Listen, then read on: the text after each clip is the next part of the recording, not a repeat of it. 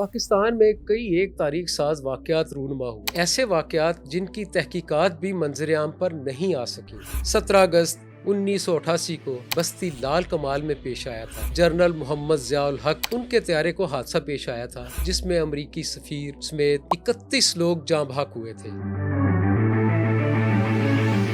Crime scene ایک ایسا گواہ ہوتا ہے یہ واقعہ کیسے رونما ہوا۔ آج کے پوڈ کاسٹ کے مہمان ہمارے جمیل احمد چشتی المعروف بابا چشتی ہیں۔ لال کمال بستی میں آپ نے کیا دیکھا، کوئی اطلاع کیسے ملی؟ بستی لال کمال کے باہر کھڑا ہوں تو یہاں آپ بھی نہ آئے تو اچھا ہے۔ کہتے یہاں فوج نے بیریئر لگائے ہوئے، اندر جانے کی اجازت۔ اب وہ ڈبل کیبن ڈالا اس طرح کا تھا جیسے پولیس کے ڈالے۔ دیکھ رہا ہوں کہ اندر کس طرح گھسے ہیں۔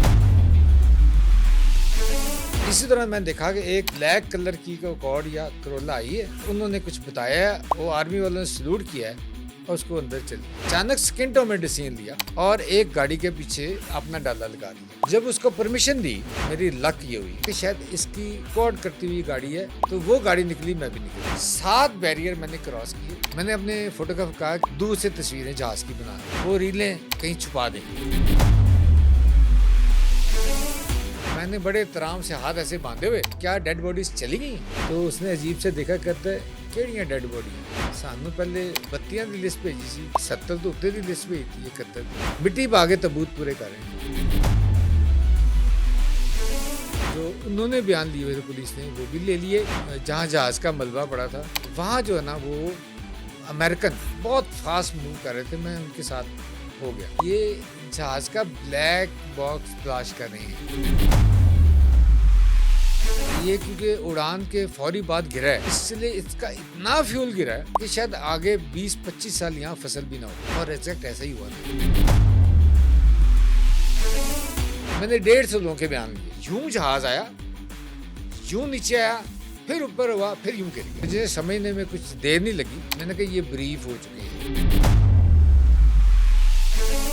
میں جاگر پہنے ہوئے تھے، جین جاگر سے بھی ہیٹ اتنی آ رہی تھی، دماغ تک جاتی۔ ضیاء اللہ کا جنازہ بھی کور کیا اسلام آباد۔ تابوت کے اوپر چشمہ اور کیب رکھی ہوئی۔ چشمہ کیسے ہی بچ سکتا ہے، پلاسٹک کا چشمہ اتنی آگ میں۔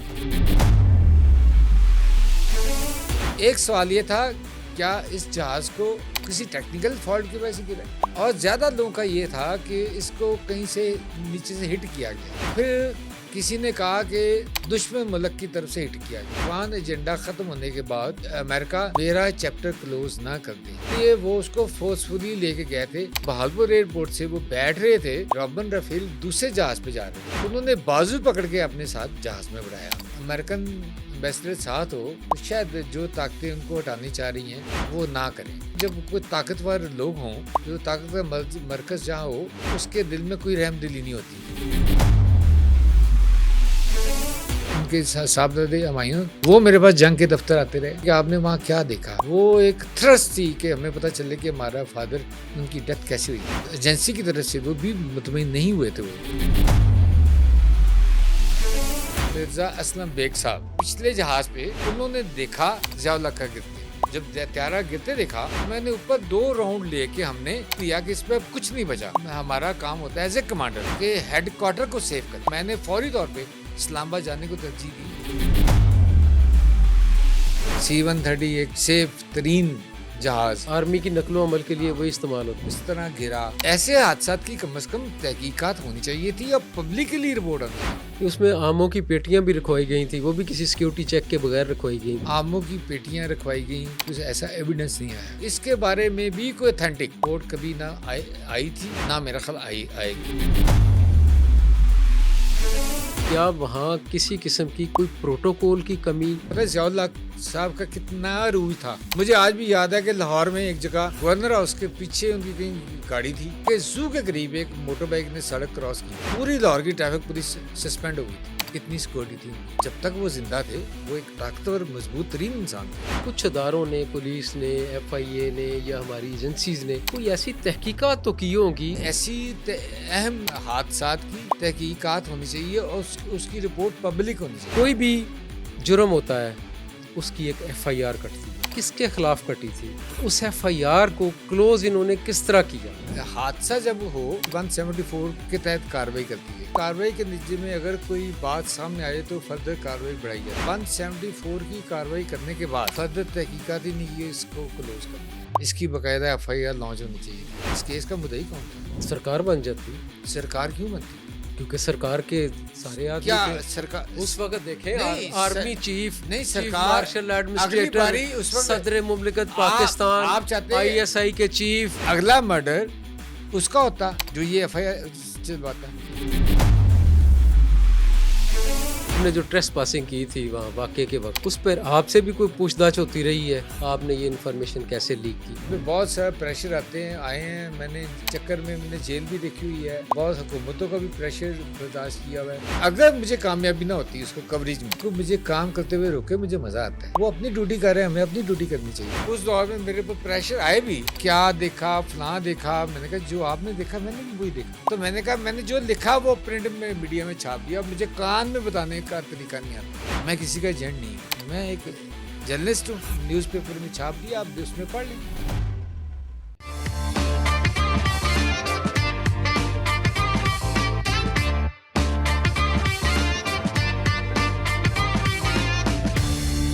پاکستان میں کئی ایک تاریخ ساز واقعات رونما ہوئے ہیں. ایسے واقعات جن کی تحقیقات بھی منظر عام پر نہیں آ سکیں.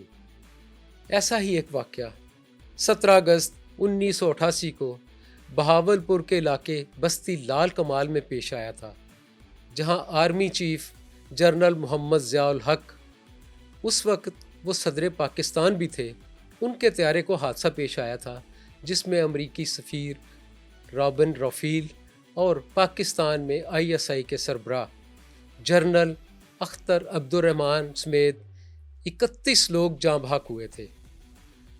ان واقعات کی تحقیقات اس وقت پرنٹ میڈیا میں کرائم رپورٹنگ میں اپنا ثانی نہ رکھنے والے جمیل احمد چشتی عرف بابا چشتی انہوں نے کی تھی.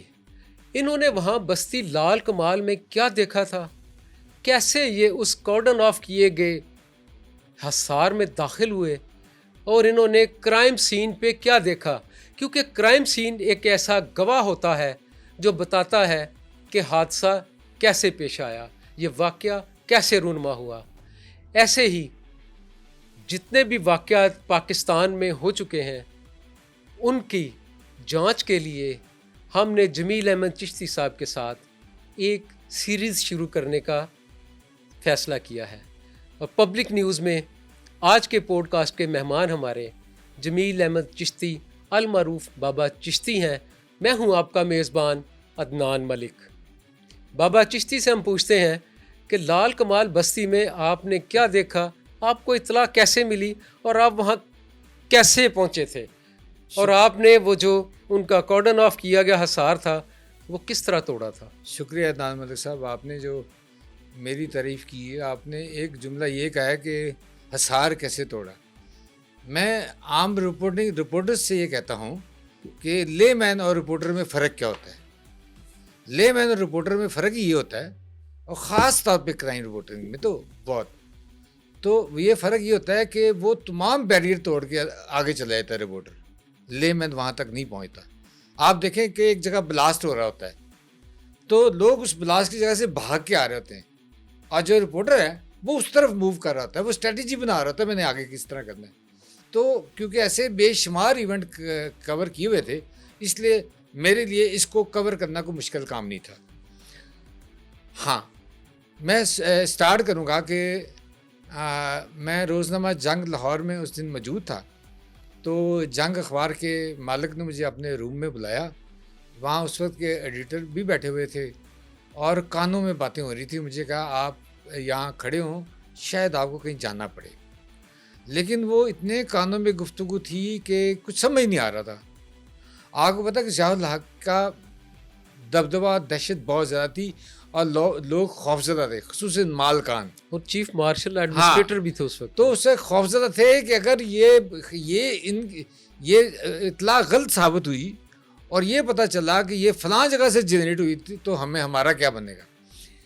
تو 15 سے 20 منٹ ہو گئے اس بات کو. تو میں ان کے پی اے کے کمرے میں آیا. میں کہ یہ کیا ایشو کیا ہے؟ اس نے میرے کان میں آہستہ سے کہا یہ ابھی تک آپ کو نہیں بتائیں گے, یہ خبر یہ ہے کہ ضیاء الحق کے طیارے کو حادثہ پیش آ گیا, تو شاید آپ کو وہاں جانا پڑے اس لیے بلایا آپ کو. تو میں نے یہ بات سن کے تو میں آ گیا. میں نکلسن روڈ پہ سیدھا نوابزہ نصر اللہ کے پاس گیا. اچھا وہ بھی سوگوار حالت میں بیٹھے ہوئے تھے, لیکن انہوں نے بھی نہیں کیا. میرے کچھ دیر بیٹھنے پہ میں نے سوالات کیے نہیں, تو ایک دم انہوں نے فون اٹھایا اور ایک عجیب سا کہکا لگا کے فون رکھ دیا. میں کہ یہ کس کا فون تھا؟ نوابزہ نصر اللہ صاحب سے. انہوں نے کہا کہ یہ پیر صاحب پگاڑا کا فون تھا. تو میں کہا آپ ہنسے کیوں اس طرح؟ کہتے کہ وہ انہوں نے پیر صاحب نے کہا کہ میں نے کہا تھا نا کہ میں جھاڑو پھیر کے جاؤں گا, دیکھیں آج جھاڑو پھیر گیا. تو پھر نوابزہ نصر اللہ صاحب نے کہا کہ یہ قومی المیہ ہے, اتنے قیمتی مشکل سے جرنیل بنتے ہیں, جو ان کا سٹائل تھا. یہ سن کے جب کنفرمیشن ہوئی تو میں جنگ اخبار کے دفتر کے باہر آیا. وہاں گیٹ سے انک فیکٹری کی ایک ڈبل کیبن وہ ڈالا تھا, فوٹوگرافر کو ساتھ لیا اور وہ خود ڈرائیو کرتے ہوئے میں ملتان روڈ کی طرف ہو گیا. راستے میں مجھے میرے اونر کا فون آیا. اس نے کہا کہاں ہیں آپ نے ایک جگہ جانا تھا, آپ کو کہا تھا یہاں سے نہ جائیں. تو میں نے کہا میں وہیں ہوں. اب میں تقریباً 100 کلومیٹر چل چکا ہوتا, ڈرائیو کر چکا تھا. میں کہا میں اسی روٹ پہ ہوں. تو انہوں نے کہا خان رضوانی صاحب ہوں گے وہاں ملتان میں, تو ان سے کوآرڈینیٹ کر لیں. تو جب میں ملتان پہنچ کے میں آپ کی بات انٹرپٹ کر رہا ہوں بابا جی. اس وقت آپ جب 100 کلومیٹر جا چکے تھے تو اس وقت تو موبائل فون نہیں تھا, آپ کو انہوں نے کیسے اطلاع دی تھی؟ نہیں, موبائل فون تھا میرے پاس, موبائل فون تھا 1988 میں. سیٹلائٹ فون جو موبائل تھا وہ تھا میرے پاس, وہ گاڑی میں اٹیچ ہوتا تھا. تو وہ انہوں نے کہا کہ جی کہ آپ نے وہاں جانا ہے.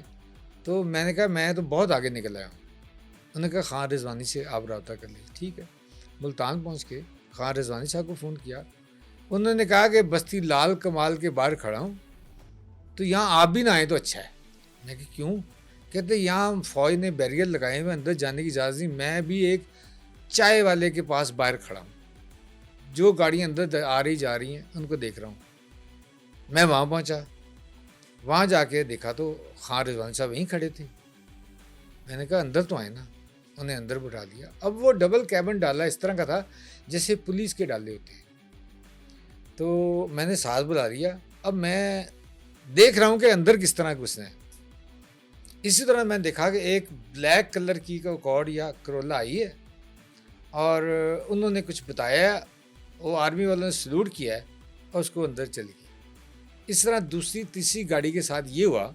تو مجھے سمجھ آیا کہ یہ کوئی متاثرین کی فیملی کی گاڑی ہے, تو ان کو پوچھنے کے بعد اجازت دیتے ہیں. اسی دوران میں نے اچانک سیکنڈوں میں ڈیسیژن لیا اور ایک گاڑی کے پیچھے وہ اپنا ڈالا لگا دیا. جب اس کو پرمیشن دی, میری لک یہ ہوئی, جو میں نے سوچا تھا ویسے ہی ہوا, کہ انہوں نے کہا کہ شاید اس کی کو اسکواڈ کرتی ہوئی گاڑی ہے. تو وہ گاڑی نکلی, میں بھی نکل گیا. 7 بیریئر میں نے کراس کیے جو آرمی کے بیریئر تھے. اس کے بعد لیفٹ سائڈ پہ ایک تمبو کناتے سی لگی ہوئی تھی, وہاں جا رہے تھے. تو میں صرف ٹیلے کی طرف چلا گیا. میں نے اپنے فوٹوگرافر کہا کہ ایسا کریں کہ آپ یہاں سے وہ دور سے تصویریں جہاز کی بنا لیں. بنا کے ان دنوں ریلیں ہوتی تھی کیمرے کی, متاثرہ جہاز جو, ہاں وہ ریلیں میں نے کہا یہاں سیو کر لیں, کہیں چھپا دیں. وہ گاڑی میں آگے سے آپ سے چھین بھی لی جا سکتی ہیں. یہ ہو گیا. اس کے بعد میں کرتے کرتے تو میں چلا, میں کہ اندر بھی جاؤں نا. تو میں گیا. پہلا کیمپ ہی ایک پولیس کے ڈی ایس پی کا تھا, اور وہ ڈی ایس پی روایتی سے بڑے سے پیٹ والا ڈی ایس پی بیٹھا ہوا, اپنی ذات سے بھی آوازدار بیٹھا ہوا تھا. تو میں نے بڑے احترام سے ہاتھ ایسے باندھے ہوئے, تو میں نے کہا کیا ڈیڈ باڈیز چلی گئی؟ تو اس نے عجیب سے دیکھا, کہتا ہے کیڑیاں ڈیڈ باڈیاں؟ سانوں پہلے بتیاں دی لسٹ بھیجی سی, ਹੁਣ 70 ਤੋਂ ਉੱਤੇ ਦੀ ਲਿਸਟ ਭੇਜਤੀ है 71 ਦੀ। ਮਿੱਟੀ ਪਾ ਕੇ ਤਬੂਤ ਪੂਰੇ ਕਰ ਰਹੇ हैं। ये जुमला कह के ना मैंने उसको गले लगाया, मैं कहा क्या बात है। तो उससे उसने कहा हमने तो बयान भी ले लिए हैं, ये वो फलान। मैं कहा वो हम भी लेंगे। तो उससे मैंने जो उन्होंने बयान लिए हुए थे पुलिस ने वो भी ले लिए। उसके बाद उसका मैं आगे गया जहाँ जहाज़ का मलबा पड़ा था, वहाँ जो है ना वो अमेरिकन बहुत फास्ट मूव कर रहे थे, मैं उनके साथ हो गया और पता चला कि ये इतने तेज़ चलते चलते कहाँ जा रहे हैं, कहाँ आ रहे हैं। तो मुझे बताया गया कि ये जहाज़ का ब्लैक बॉक्स तलाश कर रहे हैं। जहाज़ भी C-130 था, जो सेफेस्ट जहाज़ जिसको कहा जाता है। तो वो वहाँ ये भी बातें हो रही थी कि ये क्योंकि उड़ान के फौरी बाद गिरा है, इसलिए इसका इतना फ्यूल गिरा है कि शायद आगे 20-25 साल यहाँ फसल भी ना हो। अच्छा। और एग्जैक्ट ऐसा ही हुआ था। तो अब वो जो सहरा की, मैं जॉगर पहने हुए थे, जीन जॉगर, तो जॉगर से भी हीट इतनी आ रही थी, दिमाग तक जाती थी। वो सारा इवेंट मैंने कवर किया वहाँ और वहाँ क्राइम सीन देखा और फिर लोगों के बयानात लिए। मुझे हैरत इस बात की कि जो पुलिस ने जिन 200-300 के लोगों के बयान लिए हुए थे, मैंने 150 लोगों के बयान लिए। अदनान मलिक साहब देखें, आप यहाँ बैठे हैं, कोई वहाँ बैठा है, कोई दूसरी जगह बैठा है, जहाज़ को हर बंदा डिफरेंट एंगल से देखेगा। बिल्कुल सही है। लेकिन वहाँ वो सब ने बयान क्या दिए, उन्होंने कहा यूं जहाज़ आया, यूं नीचे आया, फिर ऊपर हुआ, फिर यूं गिर गया। पड़े पड़ाए बयान। इस तरह मुझे समझने में कुछ देर नहीं लगी। जो आपने जुमला कहा है, मैंने कहा ये ब्रीफ हो चुके हैं, ये कुछ भी नहीं इसके अलावा बताएंगे। तो मैंने फिर कोई बयान नहीं लिया। बाकी वो कहाँ गिरा जहाज़, कितने एरिए में उसका मलबा फैला हुआ था, डेड बॉडीज़ की सूरत हाल क्या थी, तबूत किस तरह बंद किए जा रहे थे, और लोग यानी शाहिदीन के और दूसरों के बयानात। तो मेरा ये क्वेश्चन ये है कि वहाँ कुछ भी नहीं था, जबकि पुलिस के बकौल के हम मट्टी भर रहे हैं। अगरचे मैंने मट्टी नहीं भरी देखी। तो मैंने यहाँ से कवर करने के बाद आप हैरान होंगे कि मैंने 30 दिन या जो वो डेड बॉडीज़ गई हैं, तो ज़ियाउल्लाह का जनाजा भी कवर किया इस्लामाबाद में। तो वहाँ तबूत के ऊपर चश्मा और कैब रखी हुई, ये चश्मा बच गया, मुझे नहीं समझ नहीं आई। और दांतों का भी कुछ था वो शायद। चश्मा कैसे बच सकता है, इतनी प्लास्टिक का चश्मा इतनी आग में। तो मेरे ख्याल अलामती तौर पर उन्होंने रखा था। और बाकी वहाँ कुछ भी नहीं था। और फिर ये कि क्वेश्चन ये था कि ये जहाज़ किस तरह, वहाँ बेशुमार सवालात थे। एक सवाल ये था, क्या इस जहाज़ को किसी टेक्निकल फॉल्ट की वजह से गिरा है? और ज़्यादा लोगों का ये था कि इसको कहीं से नीचे से हिट किया गया। फिर किसी ने कहा कि दुश्मन मुल्क की तरफ से हिट किया गया। उसमें आमों की पेटियां भी रखवाई गई थी, वो भी किसी सिक्योरिटी चेक के बगैर रखवाई गई थी। नहीं, ये चला था जी, ये चला था कि आमों की पेटियां रखवाई गई, लेकिन आमों की पेटियों के बारे में कुछ ऐसा एविडेंस नहीं आया जी। मतलब कि वहाँ ये भी क्वेश्चन हुआ कि मिर्ज़ा असलम बेग साहब वो फौरी तौर पे वो इस्लामाबाद क्यों चले गए, जबकि वो पिछले जहाज़ पे उड़ के आ रहे थे। उन्होंने देखा जहाज़ ज़ियाउल्लाह का गिरते, तो उन पे भी काफ़ी लोगों ने क्वेश्चन रेज़ किए थे, लेकिन उनका जवाब वाज़ह था, साफ था। उन्होंने कहा कि मैं हवा फ़ज़ा में जब त्यारा गिरते देखा तो मैंने ऊपर 2 राउंड लेके हमने देख लिया कि इस पर कुछ नहीं बचा। तो पहला हमारा काम होता है एज ए कमांडर कि हेड क्वार्टर को सेव करें। तो मैंने फौरी तौर पे इस्लामाबाद जाने को तरजीह दी और हेड क्वार्टर, क्योंकि कोई बड़ी साजिश ना हुई हो, क्योंकि अभी तक कोई बात क्लियर नहीं थी। तो इसलिए कहते मैंने वहाँ जाके हेड क्वार्टर संभाला और चीज़ों को देख की सूरत हाल देखा उसको। तो मेरा यह है कि یہ جو نا اس کی مسٹری تیاری کی جب جو صورتحال پہلے دن تھی وہ صورتحال آج بھی وہی ہے. کیا وہ طیارہ کسی ٹیکنیکل خرابی سے گرا, لیکن یہ کہ جب وہاں چیک ہوا آفٹر آرمی کے اتنے بڑے بڑے جرنیل وہاں تھے تو سیکورٹی کلیئرنس ہوئی, سارا کچھ ہوا جیسے کہ ہم نے بتایا گیا.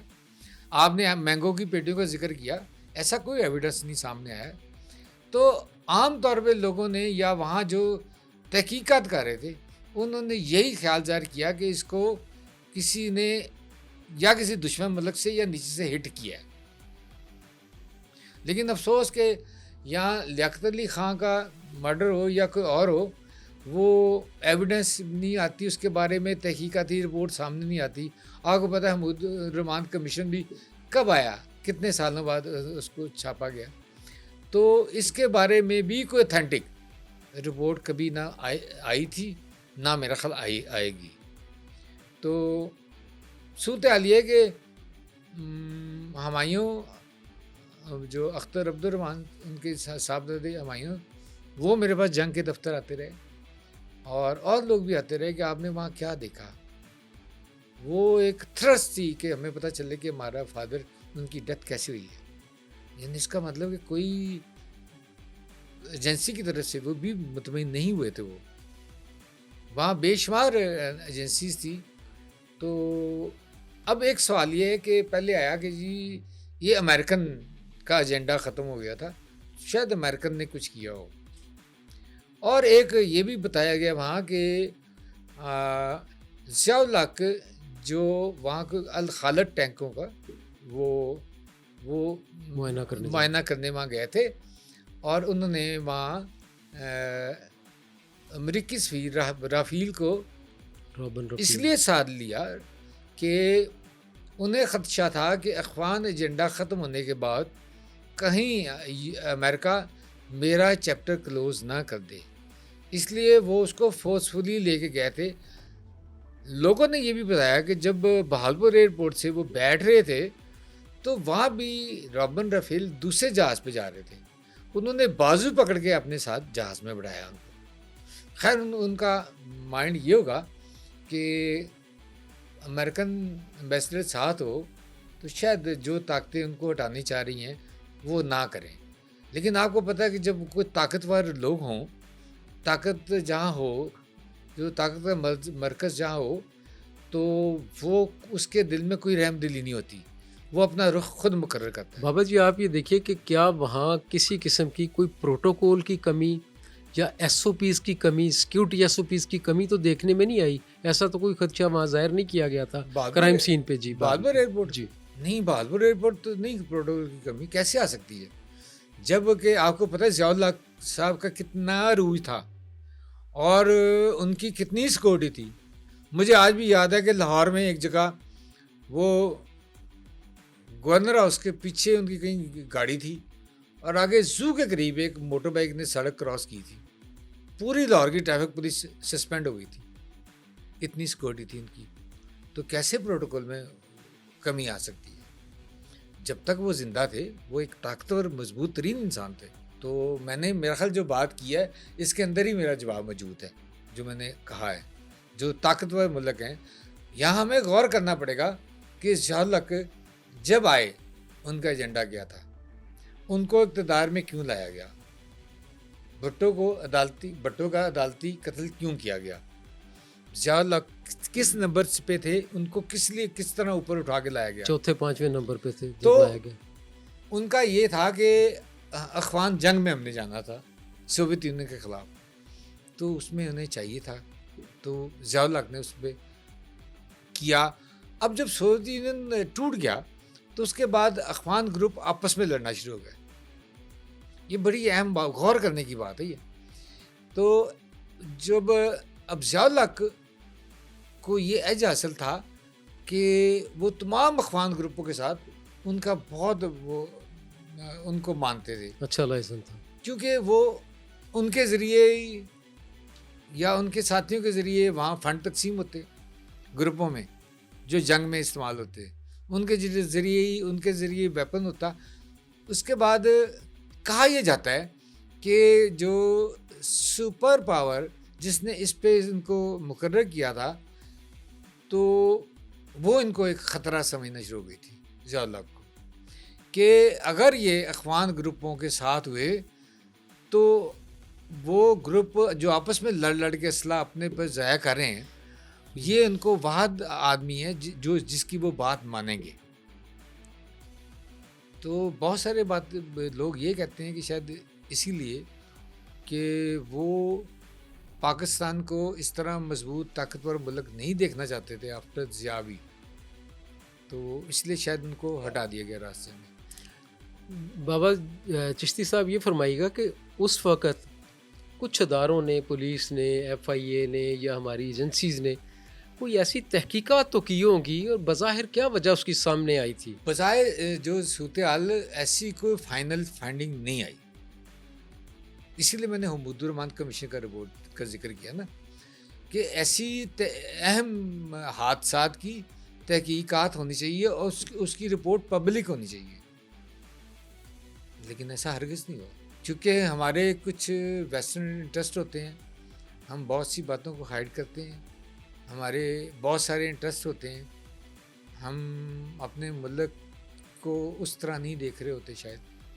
تو میرا خیال ہے کہ میرے آج بھی سوال ہے کہ جب ان کی اب وہ دن قریب آ رہا ہے جب کہ وہ یہ حادثہ ہوا تھا C-130 ایک سیف ترین جہاز، محفوظ ترین، اور وہ آرمی کی نقل و حمل کے لیے وہی استعمال ہوتا ہے، تو وہ اس طرح گرا اور کتنے بڑے بڑے جرنیل جو بڑی مشکل سے باقی بنتے، تو ان کی وہ جان کی بازی ہار گئے، وہ اس دنیا میں نہیں رہے. تو ایسے حادثات کی کم از کم تحقیقات ہونی چاہیے تھی اور پبلکلی رپورٹ آنی چاہیے تھی. اگر کسی نے رپورٹ کیا ہے تو اپنے اداروں کو ہیڈ کو کیا. مجھے ایسی کوئی یاد نہیں ہے یا مجھے نہیں پتا کہ ایسی کوئی رپورٹ جس میں کوئی واضح کسی طرح اشارہ دیا ہو کہ اس طرح ہوا ہے. ایسا کوئی ساتھ لیکن کیونکہ بعد میں بھی ایسے کوئی سٹیپ نہیں اٹھائے گئے. اس حادثے میں بابا جی بات یہ ہے کہ اختر عبد الرحمان جو ISI چیف تھے، ان کے صاحبزادے ہمایوں اختر اقتدار میں رہے ہیں. جی. اس کے علاوہ ان کے جو جنرل ضیاء الحق کے صاحبزادے ہیں اعجاز الحق، وہ بھی اقتدار میں رہے ہیں، وفاقی وزیر بھی بنتے رہے ہیں کئی مرتبہ، لیکن تحقیقات وہ بھی نہیں کروا سکے. اعجاز الحق سے ایک دفعہ ہماری بات ہوئی تھی تو اس نے کہا تھا کہ میں نے عالمی عدالت انصاف میں اس کیس کو ری اوپن کرنے کے لیے میں نے اپلیکیشن دائر کی ہے، لیکن مجھے کوئی وکیل نہیں مل رہا جو میرا کیس انٹرنیشنل کورٹ میں جو ہے وہ پلیٹ کرے گا. اور جب میں نے کسی پاکستانی وکیل کے ذریعے اس کو پیش کرنے کی کوشش کی گئی تو مجھے کہا گیا، مقتدر قوتوں نے جو مطلب امریکنز تھیں، انہوں نے کہا کہ آپ اس کیس کو ری اوپن نہ کریں ورنہ آپ کی جان کو بھی خطرہ لاحق ہو سکتا ہے. تو ایک بیٹا یہ نہیں دیکھتا کہ میرے باپ کا مرڈر ہوا ہے تو میں اپنی زندگی بھی داؤ پہ لگا دوں. شاید انہوں نے یہ سمجھا ہو کہ نہیں اب اس چیپٹر کو واقعی کلوز کر دینا چاہیے. چاہیے. تو پھر مفادات ہوتے نا جی. جب ان کے اپنے نہیں اس بات پہ آ رہے تو آپ مجھ سے کیا کلوانا چاہ رہے ہیں؟ کچھ نہیں. تو یہ ایسے ہی انہوں نے بات کی ہے جیسے اور باقی کیسز میں بھی، جیسے مطلب کہ بے نظیر کا مرڈر ہوا، اس وقت نہ ڈیڈ باڈی کا اس طرح پوسٹ مارٹم ہوا، نہ اس طرح کوئی اس کا کیس کو ڈیل کیا گیا تاکہ 302 کا وہ کیس چلے. جب ان کی اپنی گورنمنٹ آئی تو فرسٹ ٹائم میں نے سنا یہ جو آپ نے بات بھی کی ہے کہ جی وہ عالمی ادارہ انصاف کو تحقیقات کے لیے بلائیں گے. یار آپ اپنی تو تحقیقات کر لیں. پھر وہ آئے، وہ تحقیقات ہوئی تو کیا ہوا؟ کچھ بھی نہیں ہوا. تو میرا خیال ہے جس طرح یہ عالمی ادارہ انصاف میں بے نظیر کا ایشو لے جانے کی بات ہوئی تھی، اس طرح اعجاز الحق صاحب نے بھی یہی بات کی. تو بابا جی کیا ہم سمجھتے ہیں کہ جنرل ضیاء الحق کی افغان پالیسی یا پاکستان کا ایٹمی پروگرام یا ہماری داخلی اور خارجی پالیسی جو ہے وہ کسی بڑی طاقت کو ناگوار گزر رہی تھی جس کی وجہ سے یہ پاکستان کے ساتھ یہ ایسے سانحات ہوتے رہتے ہیں؟ نہیں، یہ تو انڈرسٹوڈ ہے. میں بات کروں گا ذوالفقار علی بھٹو سے کہ اگر یہ ہماری ابھی جنگ ہوئی ہے، اگر وہ میں سمجھتا ہوں کہ صرف ذوالفقار علی بھٹو کو کریڈٹ کر جاتا ہے، کتنی پابندیوں کے باوجود اس نے نہ صرف ریئیکٹر اسمگل کرایا بلکہ ایٹم بم بنائی ہے۔ بعد میں تو انہوں نے تو اگلے دور میں تو نمائشی دھماکے کیے نا، اور بھٹو پہ کتنی اس کی اسپیچز دیکھ لیں، اس نے کہا ہم گھاس کھا لیں، ہم مر جائیں گے لیکن ضرور بنائیں گے۔ اور بیک پہ آپ کو پتہ کیا چیزیں ہیں؟ سیٹھ عابد، اللہ انہیں جنت الفردوس میں جگہ دے، وہ اسمگلر کے نام سے مشہور ہیں۔ سیٹھ عابد ایٹمی ریئیکٹر ان سے اسمگل کروایا تھا انہوں نے، وہ اسمگل کر کے لایا تھا، اور اس کے بعد یہاں ڈاکٹر قدیر صاحب نے اس کی اسمبلنگ کی تھی، جس طرح کوہٹا میں رکھا گیا، جس طرح وہاں سے کسی اور شہر میں شفٹ کیا گیا، وہ خچروں پہ رکھ کے تاکہ سیٹلائٹ سے مانیٹر نہ ہو۔ تو یہ ذوالفقار علی بھٹو کا بہت بڑا کارنامہ ہے، اور وہ اب تو دشمن بھی یہ بات مانتے ہیں۔ لیکن پاکستان ایٹمی قوت تھا جی تو آج پاک فوج نے جی اپنے ایک دیرینہ دشمن کے اوپر فتح حاصل کی، جی اور 3 دن کا صرف ان کی اسٹریٹجی جو ہے اور پاکستان کا ایٹمی صلاحیت ہونا پاکستان کے مفادات میں بہتر ثابت ہوا، اور انڈیا کو منہ کی کھانا پڑی، اور انڈیا نے بھاگ کر عالمی طاقتوں سے، امریکہ سے، ٹرمپ سے کہا کہ جی ہماری یہ جنگ رکوائیں ورنہ پاکستان تو ہمیں مار دے گا۔ لیکن جو ایٹمی خالق ہیں، ایٹمی پروگرام جو لائے، ان کے ساتھ کیا ہوا، ڈاکٹر قدیر خان کے ساتھ کیا ہوا، یہ بھی تو انٹرنیشنل لیول پہ یہ کہانی ہے نا۔ جی جی جس نے ایٹمی دھماکے کیے اس کے ساتھ کیا ہوا، جس میاں دن نواز شریف میں کے یہ ساتھ۔ کہتا ہوں جس دن ذوالفقار علی بھٹو نے اس پروگرام کو، بلکہ اس سے اسلامک بم کی اطلاع دی، نعرہ لگایا تھا، جب لاہور میں مجھے یاد ہے اسلامک سربراہی کانفرنس کی 1974 میں جی جب سارے یہاں آئے عرب رہنما، تو اس نے وہ فیول بم کا بھی نعرہ لگایا، جب انہوں نے کہا کہ ہم یورو کو فیول بند کر دیں گے، جی اس نے اسلامک بم کا نعرہ لگایا کہ پورے اسلامی ممالک کو یہ ہم بم بنا کے دیں گے، یا وہ ہم نے ان کی معاونت کریں گے۔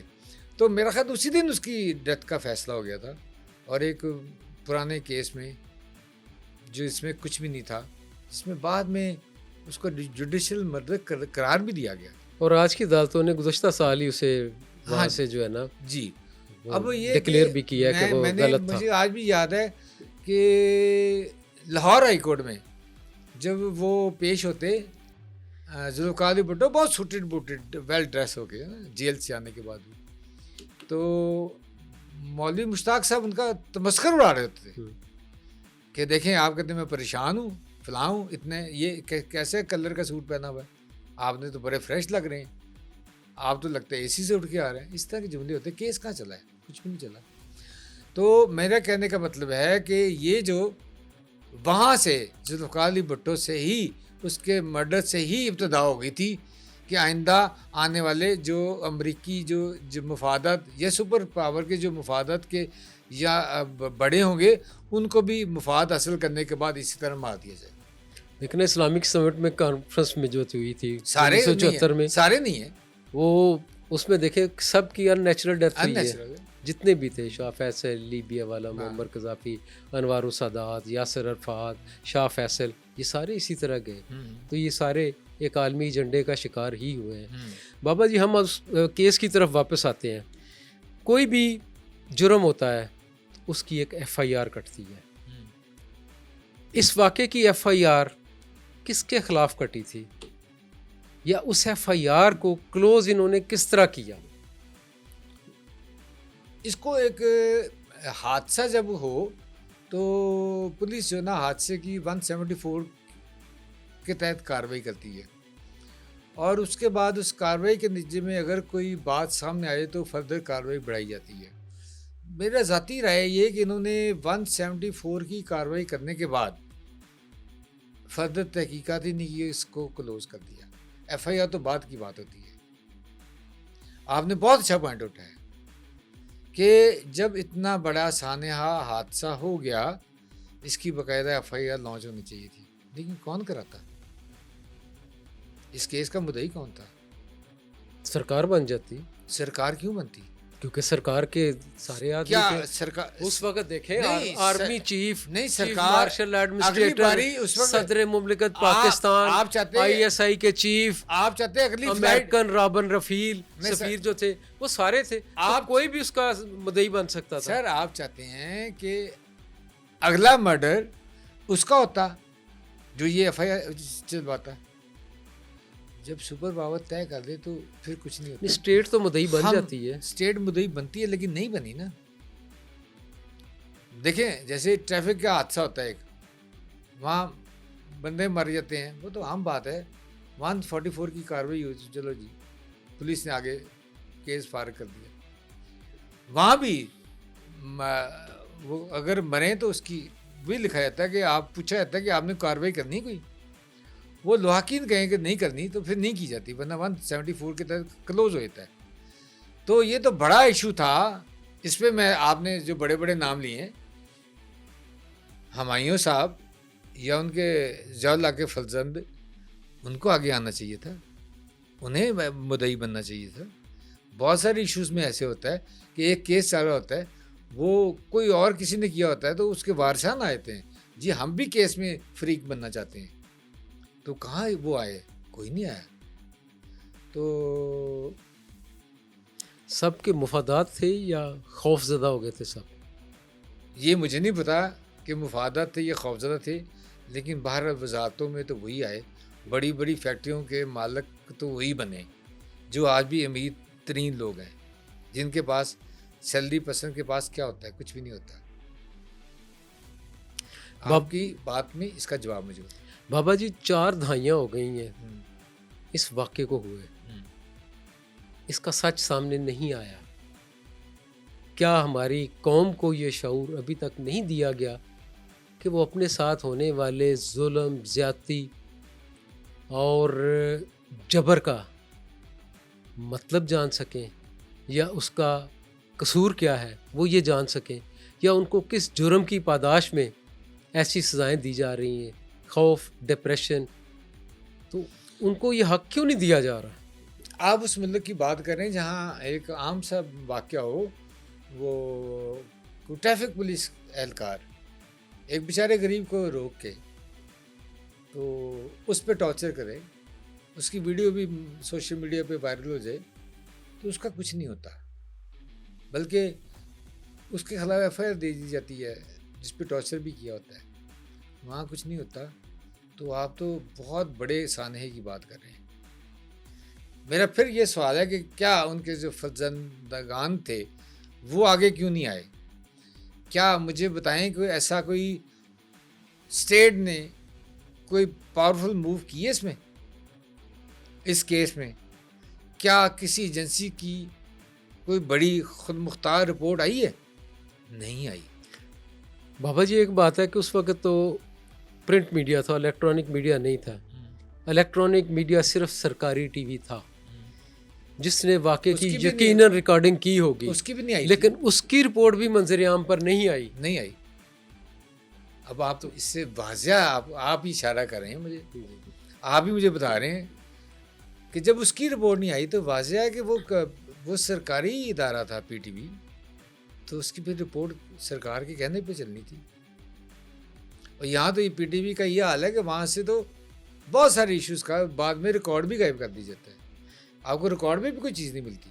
बाबा जी सुना आपने जो ट्रेस पासिंग की थी वहाँ वाक़े के वक्त, उस पर आपसे भी कोई पूछताछ होती रही है कुछ अदारों की तरफ से कि आप वहाँ कैसे पहुँचे, आपने ये तस्वीर कैसे ली, आपने ये इन्फॉर्मेशन कैसे लीक की? नहीं, क्योंकि मैं बहुत खुला सा आदमी हूँ और मुझ पर बहुत सारा प्रेशर आए हैं। मैंने इसी चक्कर में मैंने जेल भी देखी हुई है, बहुत हुकूमतों का भी प्रेशर बर्दाश्त किया हुआ है, मैंने FIR भी फेस की हुई हैं, तो इसलिए मुझे तो कैसा प्रेशर लगता है, ये काम का हिस्सा होता है। हमारे काम में ऐसी रुकावटें आती रही हैं। हाँ, अगर मुझे कामयाबी ना होती उसको कवरेज में, फिर मैं कहता कि मेरे साथ बहुत बुरा हुआ है, लेकिन अगर कोई मुझे काम करते हुए रोके मुझे मज़ा आता है। वो अपनी ड्यूटी कर रहे हैं, हमें अपनी ड्यूटी करनी चाहिए।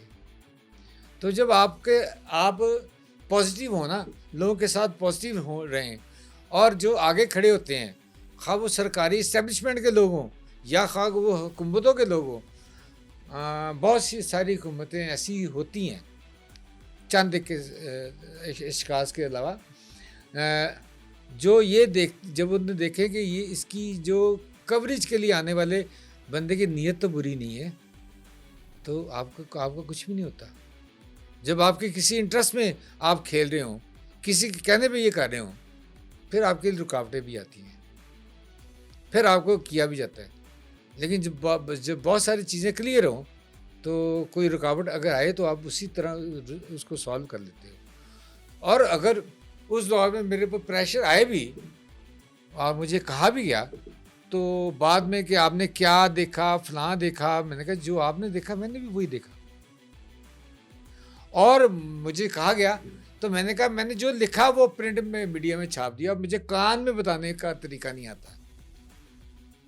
میں کسی کا ایجنٹ نہیں ہوں، میں ایک جرنلسٹ ہوں. میں نے جو دیا نیوز پیپر میں چھاپ دیا، آپ اس میں پڑھ لیں، بس نتھنگ ایلس. بابا جی آپ ہمارے ساتھ شریک گفتگو رہے، آپ کا بہت شکریہ، آپ نے قیمتی وقت نکالا. Thank you. میں اپنے ناظرین کو بتاؤں کہ جس طرح بھٹو کیس کا فیصلہ چند دن پہلے ہوا ہے کہ وہ ایک جوڈیشل مرڈر تھا، اسی طرح 1971 کے سانحہ کا حمود الرحمان کمیشن رپورٹ بھی منظر عام پر آ چکی ہے. ممکن ہے، ہم یہ توقع کرتے ہیں کہ جنرل ضیاء الحق جو صدر پاکستان تھے، ان کے طیارہ حادثے کی تحقیقاتی رپورٹ بھی ایک نہ ایک دن ضرور سامنے آئے گی اور بے نظیر بھٹو شہید کے قتل کی تحقیقات بھی عوام کے سامنے رکھی جائیں گی. میں ہوں آپ کا میزبان عدنان ملک، بہت شکریہ.